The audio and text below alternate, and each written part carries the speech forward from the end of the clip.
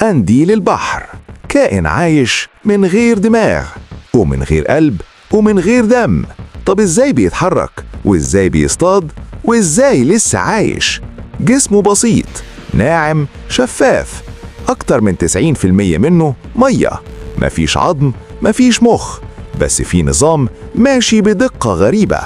تحت الجلد في شبكة أعصاب مش مركزية ولا فيها قائد، بس أي لمسة أي اهتزاز بيوصل الإشارة للجسم كله في نفس اللحظة. القنديل ما بيفكرش ما بيخططش، هو بيستجيب. الحركة انقضاض وانبساط زي النفس، الجسم كله يدفع نفسه في المية بإيقاع ثابت. اللوامس هي السلاح الحقيقي، آلاف خلايا لاسعة مش بتعض ولا بتطارد، بس أول ما تلمس السم يشتغل. السم مش للقتل دايما، أحيانا يشل أحيانا يوجع وأحيانا يوقف الحركة بس.